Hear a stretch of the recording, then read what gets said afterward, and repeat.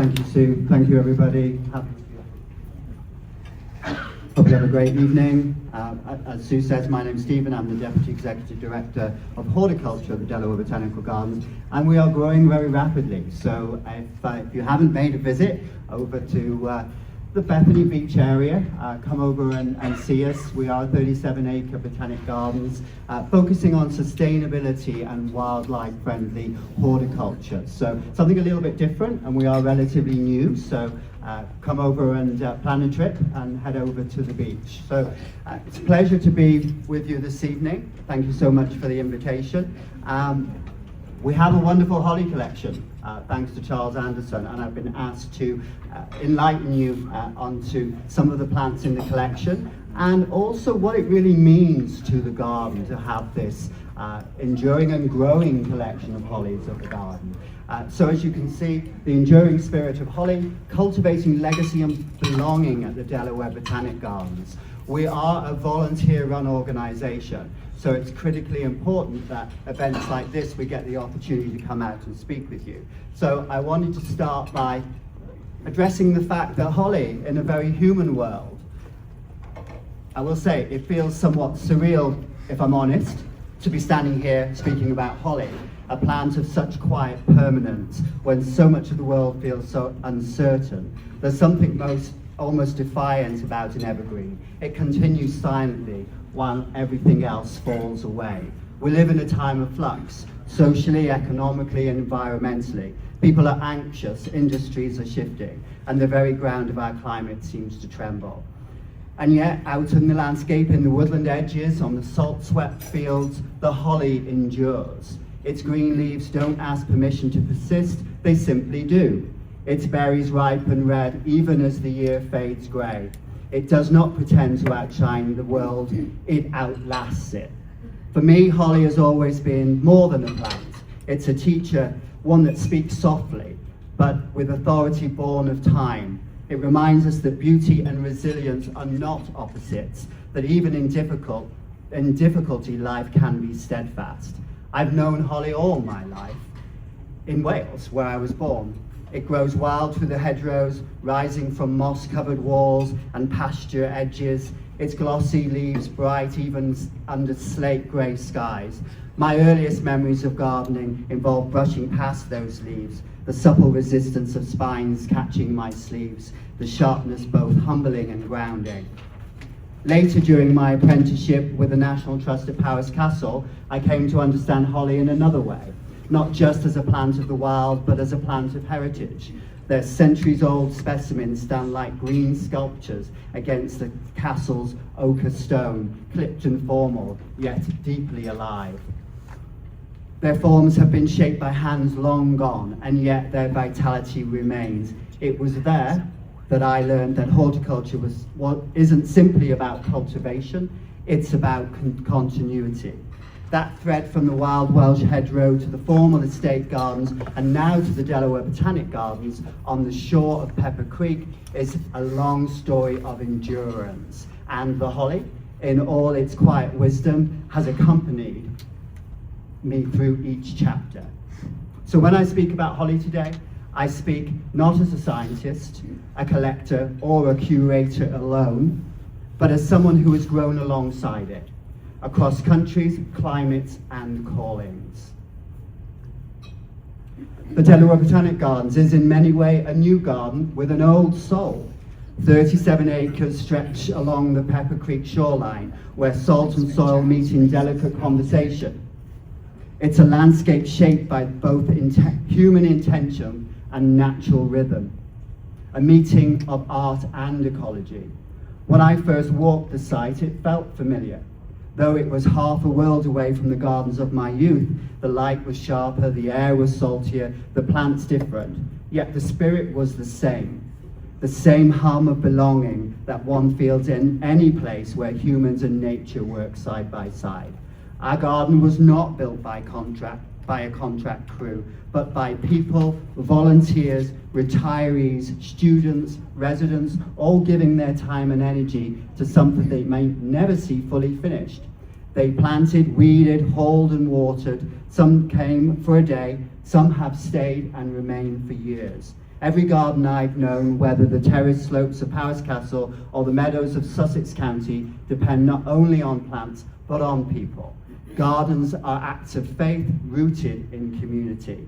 At DBG, the design reflects that same philosophy. Piet Oudolf's meadow stretches like a modern painting, alive with movement and pollinators, but it's grounded by woodland walks, coastal plantings, and the quiet spaces where visitors can simply be. We don't chase perfection, we cultivate connection. And within that living landscape stands something extraordinary. The Charles Anderson Holly Collection, a garden within the garden, a story within the story. So who was Charles R. Anderson? A plantsman and holly visionary. Charles R. Anderson, 1927 to 2018, was a certified tree expert, landscape architect and environmentalist. After 2 years in the Navy in the Pacific Ocean with tours in Japan, Korea, and China, he began his career in 1946 working for Walter Ritchie, a nurseryman in Raleigh, New Jersey. Mr. Ritchie had a contract with the future New Jersey Garden State Parkway to secure trees from the woods, heal them in until the highway was built, then plant in the landscape of the highway north of the Rattan River. The trees were ready, but New Jersey ran out of money and for the new parkway. Their contract ended, so Anderson ended up going to college. After getting his degree, he worked for Henry Vaughan Ems on the Ems Tree Expert Company in Plainfield, New Jersey.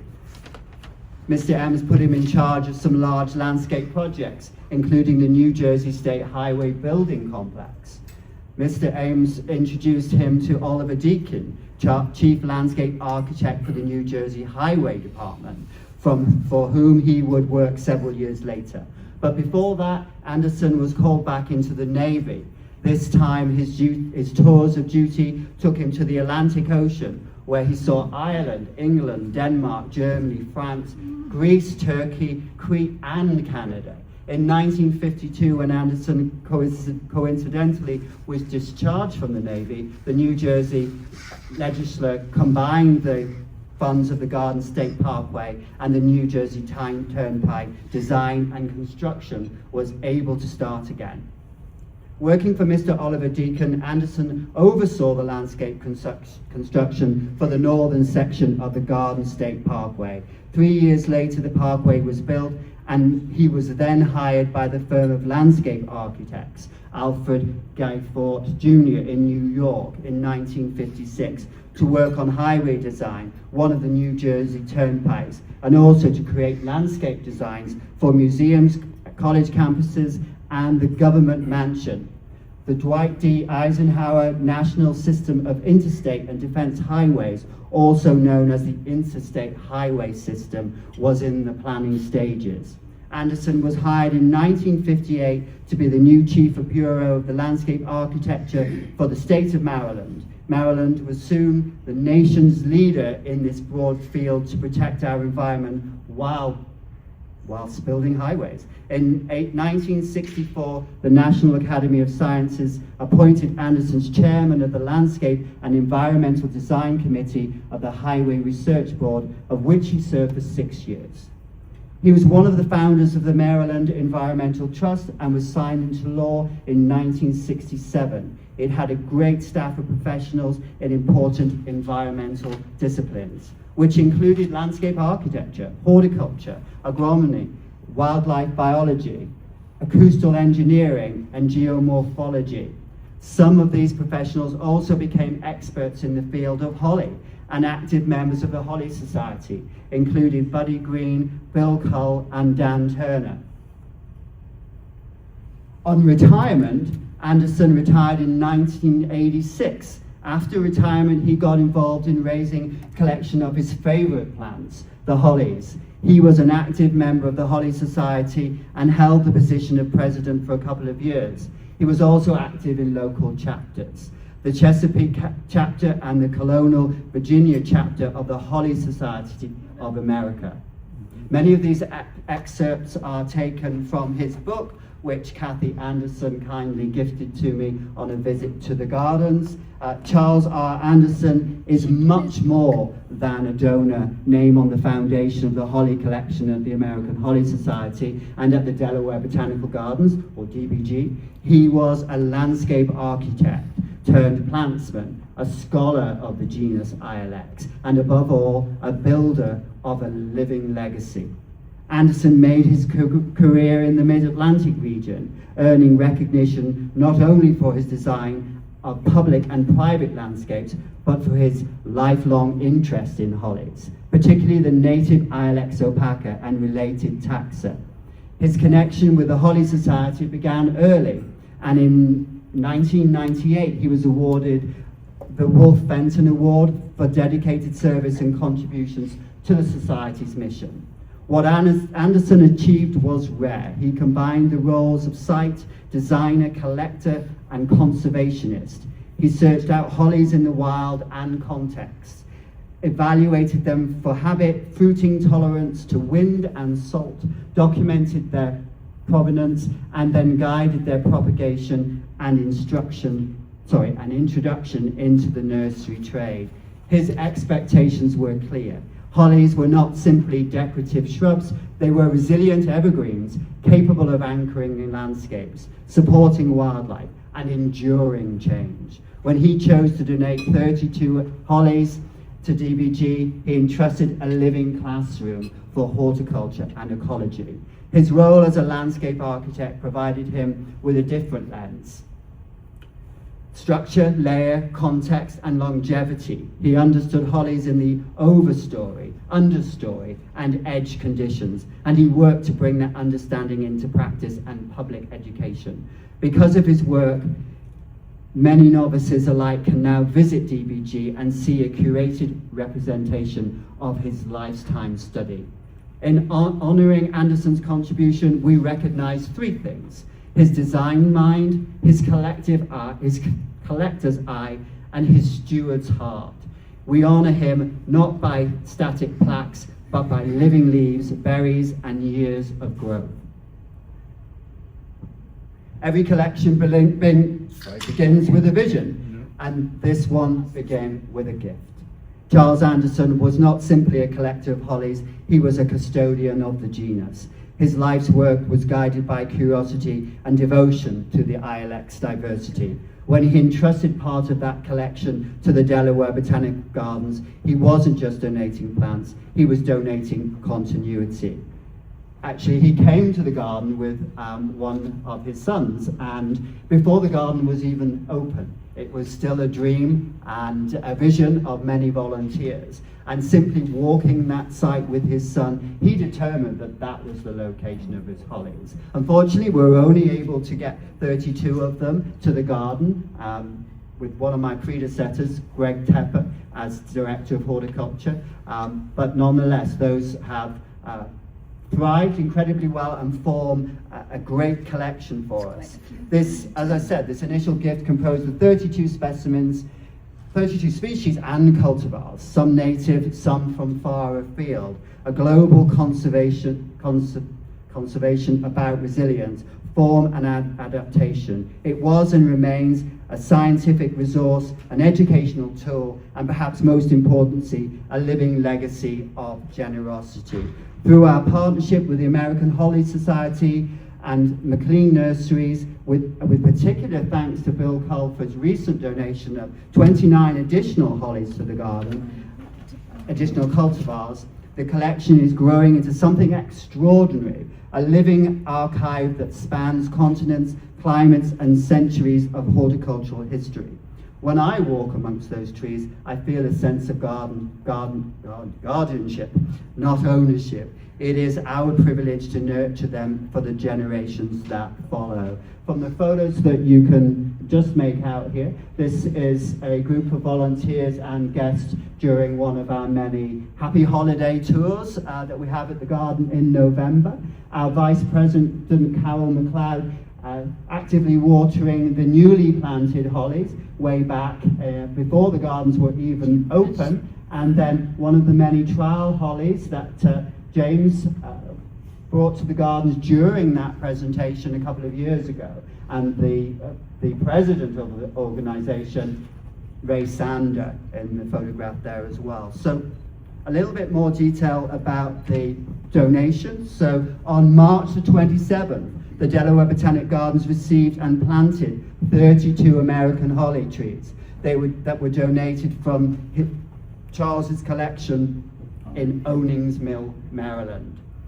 Raymond J. Sandler, president of Delaware Botanic Gardens, said, "The Anderson Holly Collection is a world-renowned American holly collection, and we are proud that Mr. Anderson chose our legacy garden for the new home to these wonderful holly trees. He loved to show these trees to the public, and our public garden will carry on his educational tradition," Mr. Anderson's daughter, Kathy Anderson, said. "My late father's wish was that a major part of his collection be donated to DBG. He knew his holly trees would be loved and taken care of at the gardens. It was important to him that we enjoy the plants and continue to educate the public about the many varieties of holly. I'm so glad these trees are in a good home." DGB volunteers, staff and contractor led by Jeremy Hager here in the photograph, ISA board certified master arborist at Coastal Plant Care supervised the planting. Hager, a DBG board member, said, "The Anderson collection consists of over 120 different cultivars of Ilex. DBG chose 32 unique hollies, that's all we could afford at the time, I'll be honest, to bring over and to come to Delaware, which represent over a quarter of Mr. Anderson's total collection of holly, of various holly varieties. The importance of this collection is that it allows visitors to view deciduous and evergreen hollies rarely seen. Hollies ranging in height from 1 foot to 15 feet and in tree and shrub form now reside at the gardens. We are honored to continue the legacy that the Anderson family has started, and the family members continue to visit the gardens to check and see how the hollies are doing. As with all things at Delaware Botanic Gardens, the tireless efforts of our volunteers board and our garden stewards, led by Carol McLeod, allowed this project to happen. We are thankful for their service. We are hopeful the wonderful Anderson collection will attract, and already does, new visitors, volunteers, and donors to join the DBG dream. Cheryl Swed, DBG Executive Director, said, "We wish to thank the Anderson family for this living holly donation, and we will greatly enhance the garden's beauty." The tree planting emphasizes the garden's educational mission, and the holly trees are a home to wildlife as well as enhancing our gardens as a place to relax and enjoy nature. The mission of the Delaware Botanic Gardens is to create an inspirational, educational, and sustainable public garden in Delaware for the benefits and enjoyment of all.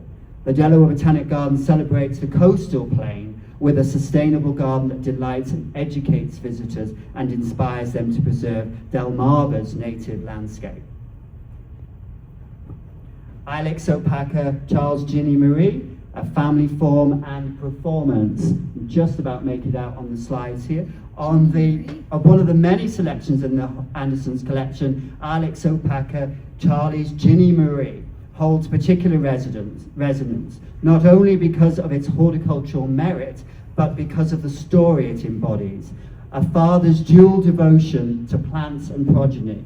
Named for the Andersons' daughter, Virginia Marie, the cultivar offers elegance in form, consistency in performance, and meaning in message. In the field at DBG, Ginny Marie presents a pyramidal habit that matures around 15 to 20 feet tall, with dense branching and a refined foliage texture. The leaves are classic opaca, but moderately reduced spine length and slightly narrowed profile traits chosen by Anderson for public-friendly, long-lived specimens. The fruiting female form produces copious red berries when populated by a compatible male in our planting. Our monitoring at DBG shows late May bloom, full fruit set by late June, and early red berries by mid-October. In the Delaware coastal environment, Ginny Marie has maintained chlorophyll levels of 52 to 55 through winter months and retained 90% percentage of foliage retention after salt drift events. While these exact figures arise from our internal trials, they reflect Anderson's criteria for resilient landscape hollies. For horticultural specification, Ginny Marie delivers compact habit relative to large native hollies, large berry display for winter interest, strong wind salt tolerance, and easy maintenance. When designing for public gardens or naturalistic plantings, this cultivar embodies Anderson's legacy, form, function, and fidelity to place. And in naming it after his daughter, Anderson reminds us that plants are family. They carry roots and stories. Ginny Marie stands not only as a plant, but as a promise.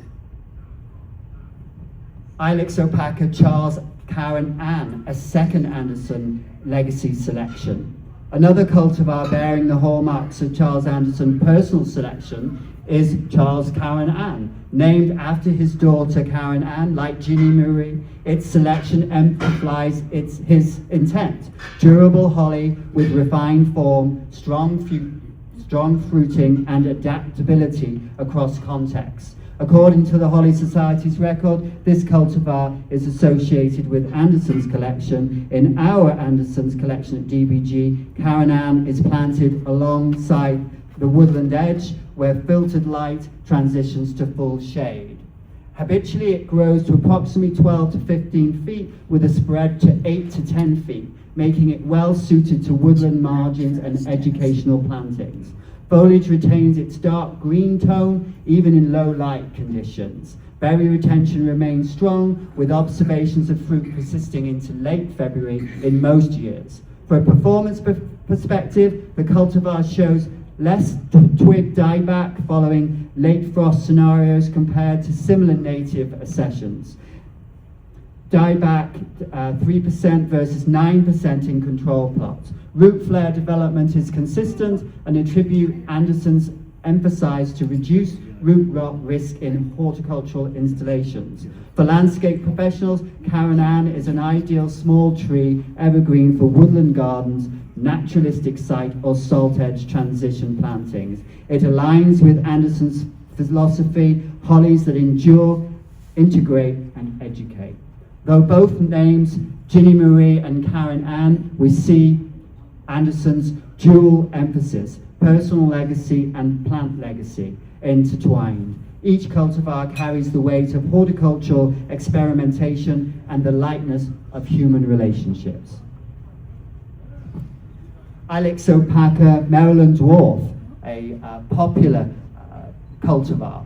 Among the cultivars promoted by Charles R. Anderson and listed in the Anderson's collection, Maryland dwarf stands out as a high-value specification for modern sustainable landscapes. The DBG list confirms that it is an active cultivar. According to the University of Maryland's Extension Bulletin, this cultivar was indeed promoted by Anderson's of Onings Mill. What makes Maryland dwarf remarkable is its growth habit.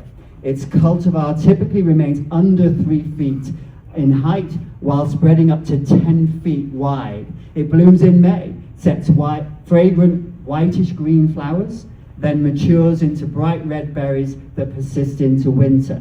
The leaves are 2 to 4 inches long, thick and leathery with toothed margins and spines. In DBG, we planted Maryland dwarf in the inland dunes with a sandy loam and minimal salt exposure to test its performance. Initial results show strong berry retention into January, minimal leaf chlorosis under salt drift and salt intrusion through our well water, and dense spreading habit that reduces the need for pruning. It fits Anderson's model of a durable, low-maintenance native evergreen that supports wildlife and endures the environmental stress of a shoreline site.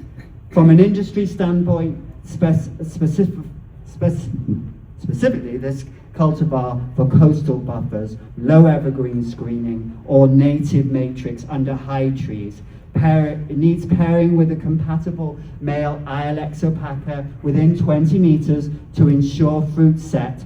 Soil must be well drained, slightly acidic. We actually have a 4.2 pH at the garden, so very acidic, and to avoid heavy wet soils, particularly heavy wet clay. This is the kind of real-world data that informed Anderson championed.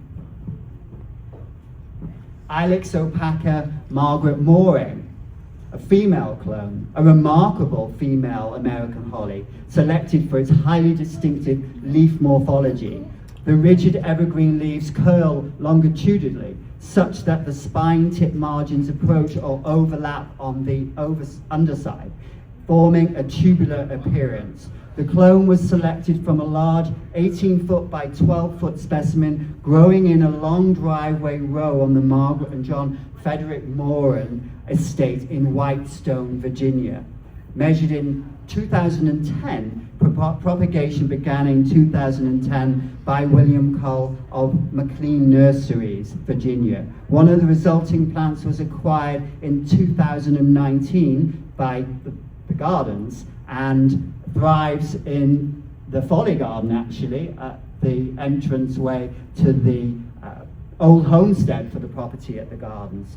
Typically of American hollies, this female cultivar produces glossy red drupes in late autumn for a winter interest and wildlife food. This unique curling of the leaves offers a novel landscape feature and is particularly well suited to specimen plantings or as a highlight within native evergreen gardens.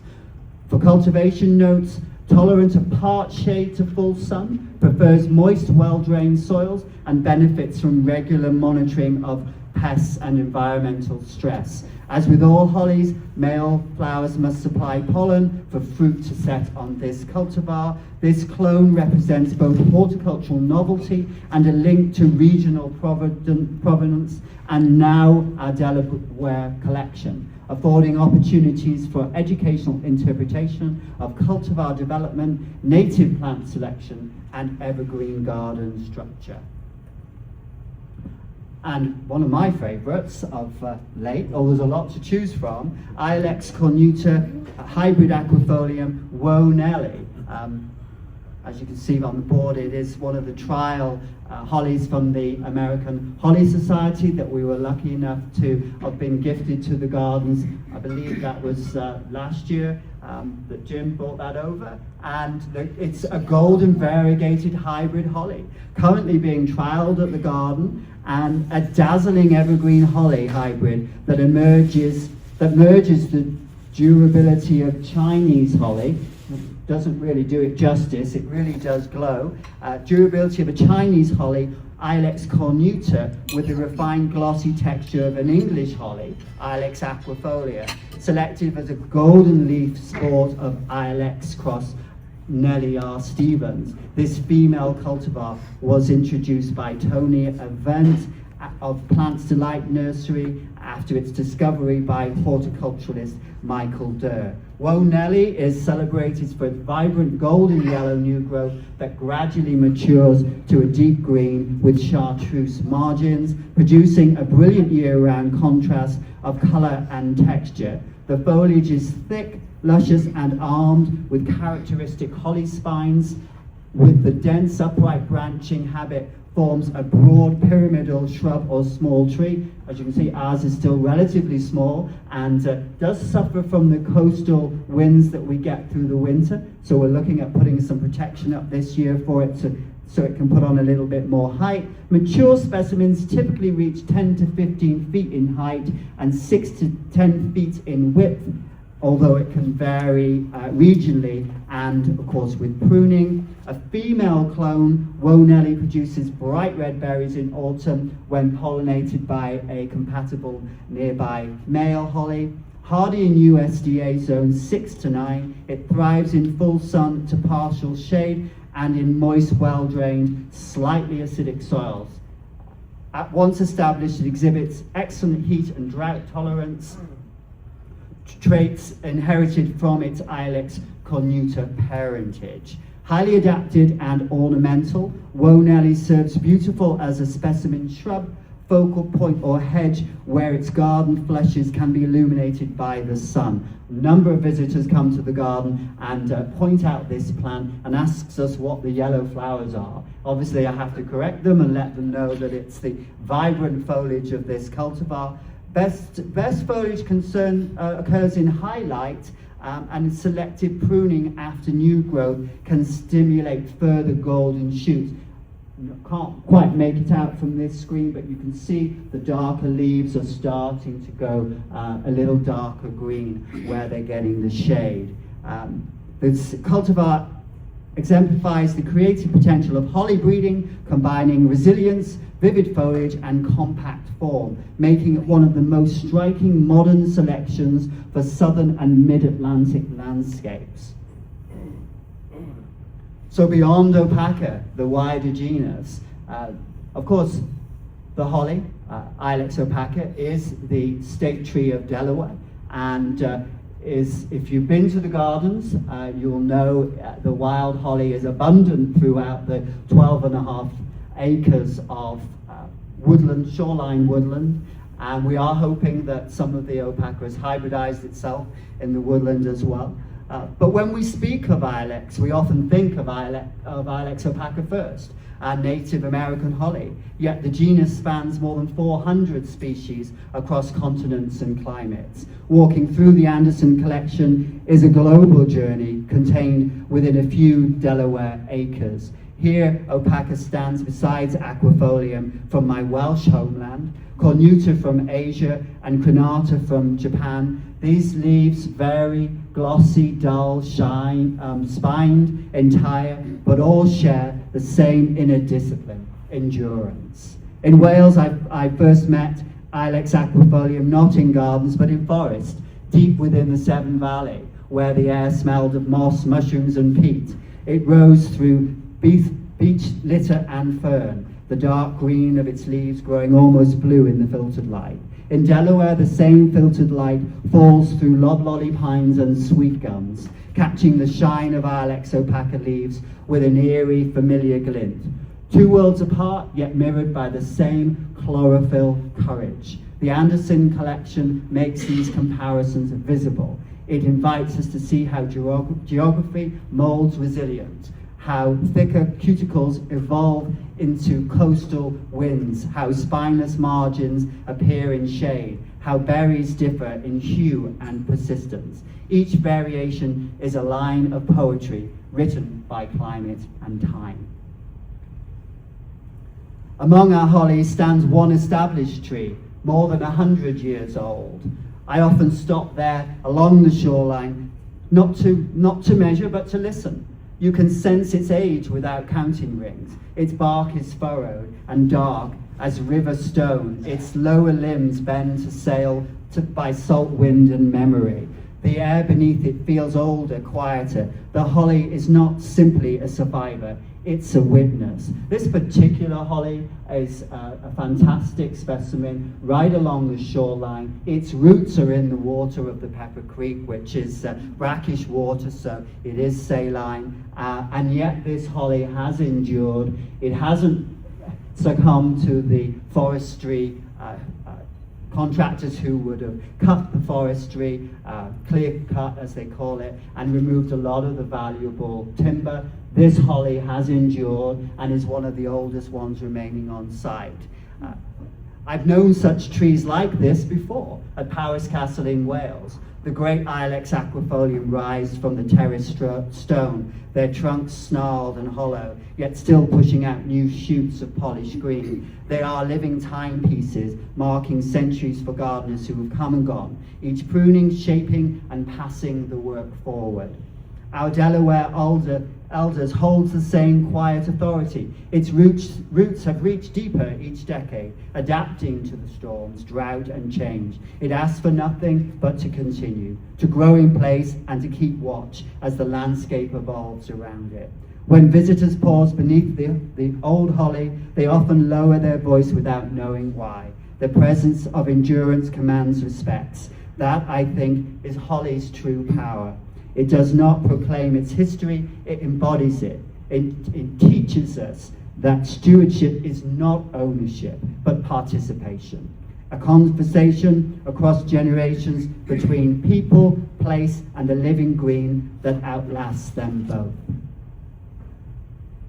Plant communities that support holly. No species stands alone in the wild. American holly, Ilex opaca, grows not in solitude, but in harmony, beneath the high canopy of magnolia and pine, among the canopy of bayberry and sweet magnolia, pepperbush and inkberry. Beneath its dappled shade, ferns, sedges, and Amsonia find refuge, their textures and tones weaving a living tapestry that cools the soil and sustains life. The blooms of the blue star flicker like bits of sky fallen through the green. At Delaware Botanic Gardens, we honor these natural associations around the Charles Anderson Holly collection. The ground is gently mulched, and we're soon going to be companion planting with cinnamon ferns, with Christmas ferns, with woodland sedges and grasses, all native. Together they will create a soft understory that nurtures soil health, moderates temperatures, and shelters pollinators and ground-dwelling wildlife. This layered approach blends ecology, science, ecological science with horticultural intuition. In the forest, fallen leaves, mosses, ivy, and wood sorrel form a natural mulch, conserving moisture and feeding the slow cycles of decay and renewal. We follow that same principle, that the closer our gardens resemble living systems, the more stable and self-sustaining they will become. When visitors ask why we mix species, I tell them the truth. Nature resists isolation. A single plant alone is exposed. A diverse community is resilient. The holly teaches this lesson quietly and always has. In wild forests where hollies grow shoulder to shoulder with magnolia and pine, it thrives not because it stands apart, but because it belongs. Propagating ilex, as many as you know, the art of patience. The propagation of holly humbles even experienced hands. It's a lesson in waiting, in listening, in observing. Seeds resist haste. They must ripen, then endure long, cold stratifications, sometimes 2 winters before they dare to emerge. In a world defined by immediacy, such slowness feels radical, almost revolutionary. Cuttings, too, require discernment and rhythm. Semi-ripe wood in late summer holds a delicate balance between firmness and flexibility. It demands careful handling, whilst enough moisture and warmth to coax roots without inviting rot. Every pinch of soil, every drop of water is a quiet negotiation with time and texture. I think of the donors who join this work. Sue of Hartswood Nursery, coming to lift cuttings from our collection, performing the same ritual of trust. Each shoot carries with it the living memory of Charles Anderson's vision, a thread of legacy woven forward through careful hands and patient minds. In that delicate, deliberate rhythm, we learn from the holly itself that endurance is cultivated slowly, that beauty often waits, and that stewardship is a conversation across generations. Holly, more than ornamental. If it's easy to speak of hollies, it is easy to speak of hollies in decorative terms. Their berries, their glossy leaves, their association with holidays and celebration. Yet they are far more than just ornamental. They are essential teachers of patience and endurance and continuity. They remind us that beauty need not be fleeting. In a world that prizes speed and immediacy, hollies invite a slower perspective. They grow deliberately, live long, and mark the passage of time with quiet dignity. Their progress is measured in decades, not days, yet each year adds richness to their presence.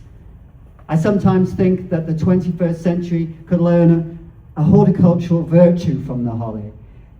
It would be this: permanence is not stagnation. To be evergreen is not to resist change, but to adapt gracefully, without surrender. That is why the Charles Anderson Holly collection matters. It's not merely a display, it is a testament to endurance. It invites visitors to see beyond surface beauty, to witness a deeper form of elegance, once rooted in care, continuity, and the patient cultivation of life that outlasts generations. Holly, the evergreen keystone. When we speak of holly, we often think of it a picture in winter, glossy leaves, red berries, maybe even some snowfall, and an air of quiet endurance against the cold. But the truth is, Ilex opaca, the American holly, is far more than a symbol of Christmas cheer. It is, in every ecological sense of the word, a keystone tree, a steadfast evergreen that bridges seasons, sustains life, and embodies resilience.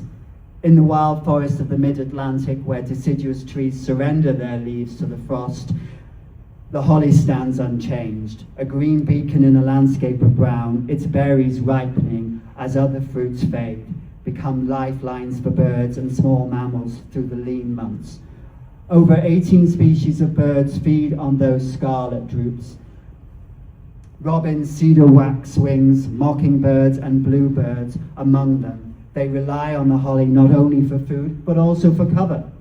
A haven in storms and snow, a quiet refuge for nesting come spring. And that's what defines a keystone. It's not always the biggest tree or the most flamboyant bloom. It's the one that quietly holds the ecosystem together when all else is dormant. The steady hand in winter, the evergreen pulse that keeps the woodland alive. In the gardens here at Delaware Botanic Gardens, the Charles Anderson Holly collection carries that story forward, not just as an assemblage of species and cultivars, but as a living archive of dedication, patience, and curiosity. Charles Anderson, a landscape architect with an eye for both beauty and botany, spent years collecting, breeding, and registering hollies for the American Holly Society. His work endured with the American holly, once overlooked as merely ornamental, gained rightful recognition as a tree of ecological and horticultural merit. When I walk the entire collection, I see not just cultivars and Latin names, I see a conversation between people and place. I see Charles Anderson's legacy entwined with the forests, each tree a variation on a theme, subtle differences in leaf colour, berry colour, and habit, but all sharing that same innate strength. For me, holly represents resilience, the ability to endure, to adapt, to remain green in the face of winter. It reminds me of the native landscapes of Wales, where I began, and the coastal forests of Delaware, where I now stand. Both places defined by their edges, their shifting seasons, their quiet endurance. To garden with holly is to garden with time. To plant one is to believe in continuity. To offer birds a refuge, pollinators, a host, and future generations, a tree that will be standing long after we are gone. In a changing climate where winters are unpredictable and summers intense, evergreen species like Ilex opaca take on a renewed importance. Their stored carbon buffers storms and hold space for the unseen, for the overwintering moth, the sheltering wren, the rooted memory of a stabled forest.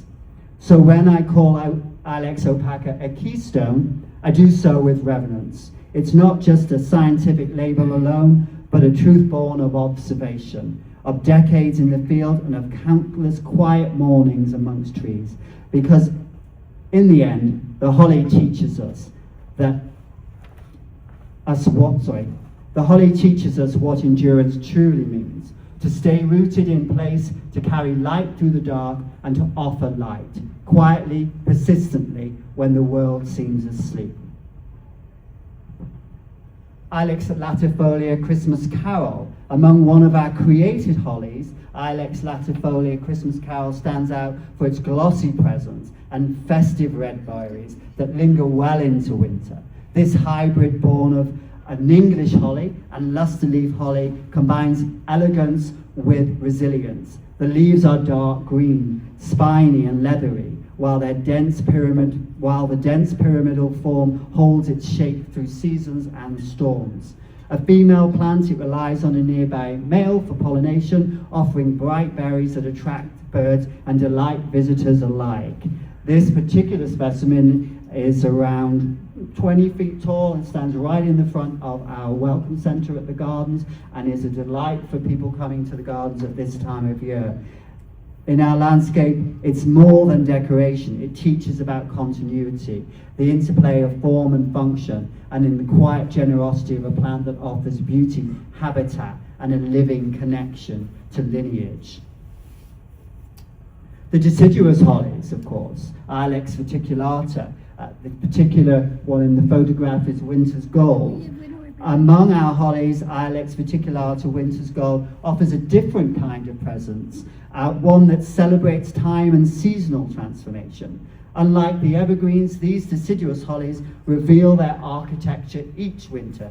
Bare upright stems become a structural framework, adorned with clusters of golden yellow berries that catch the light and invite closer inspection. In summer, the foliage is rich and green, softening the stems and providing summer texture. But it is the leafless months that the plant speaks most clearly of resilience and continuity. Hardy and adaptable to most moist soils, Winter Gold thrives in full sun or partial shade, and its berries attract birds even when the snow blankets the ground. In our collection, it reminds us that beauty is not only in permanence, it's also in cycles, in change, and in the quiet brilliance of a seasonal shifting landscape. Changing landscapes. The landscape may have changed, but in reflection, I still recall the steep sunlit terraces of Powys Castle in mid-Wales. I began my apprenticeship there, and the world would shape my understanding of gardens, plants, and the passage of time. Mature hollies stand as living sculptures beside centuries of year-old utopiary, their dense, glossy leaves polished by wind, sun, and the patient hands of gardeners over generations, each branch seeming to carry the history of countless hours of shaping, pruning, and care. I remember leaning into one of those large hollies, snipping with deliberate intention, feeling the subtle resistance of each twig, and listening to the soft rustle of leaves in the valley's breeze.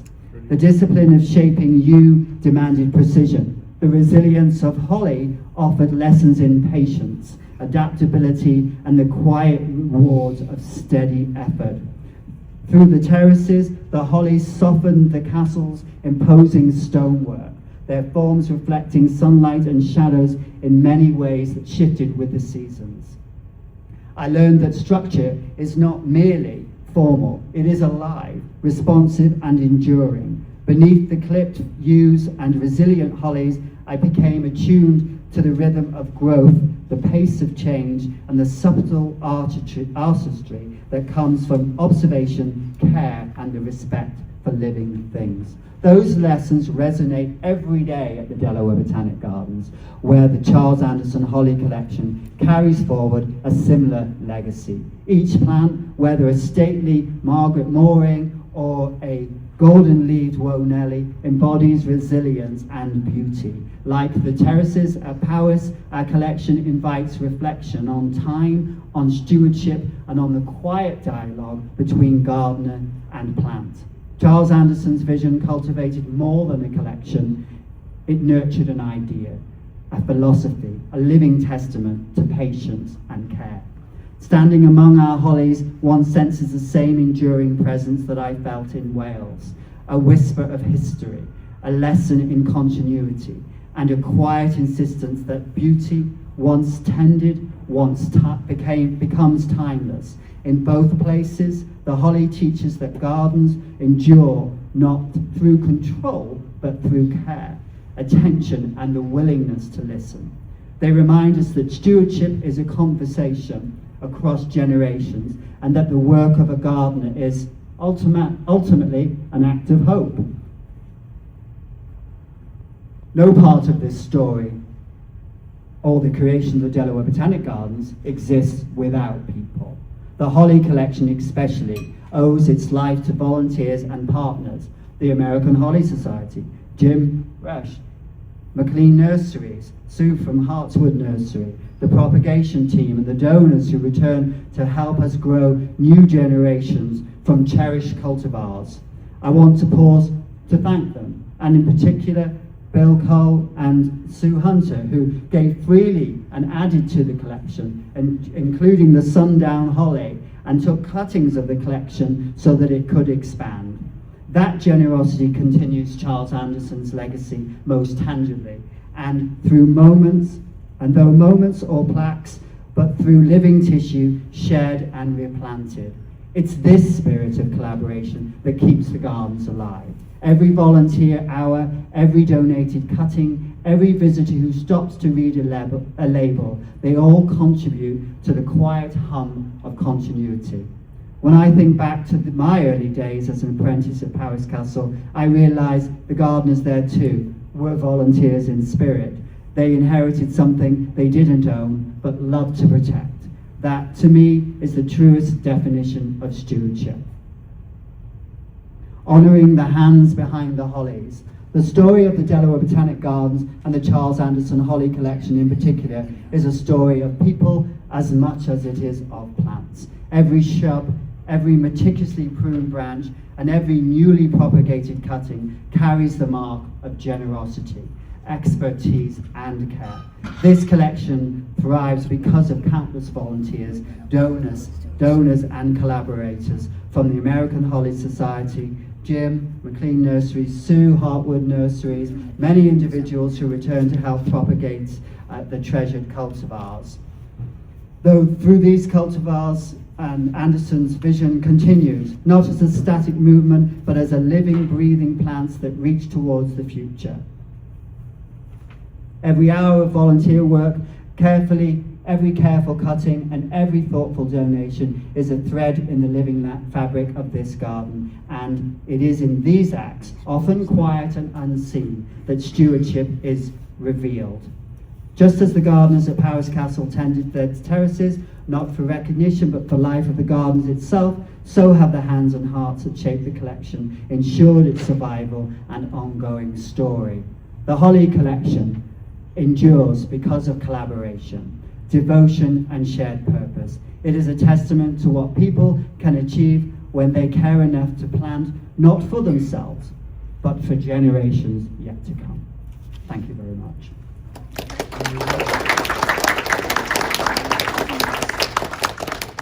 Thank you. And I should just say that the Delaware Botanic Gardens is leased by the Sussex Land Trust, a 37-acre site. We pay $1 a year, and we have this site secured for 300 years. So those hollies that are coming to the garden, those trees that we are planting, we planted with volunteers over 230 ilex only last week in a new garden called the Gallery Garden, and these new cultivars that are coming to the gardens through the generosity of the American Holly Society are going to further enhance that collection. So if you're in the area or want to make a special trip, come over to the gardens. We are open from mid-March until the end of November, Thursdays through till Sunday. We're hoping to expand our hours soon, and I'd love to give any one of you a tour of the gardens and a tour of the collections. Thank you very much. I'll hand over to questions. It's been a pleasure speaking to you all this evening.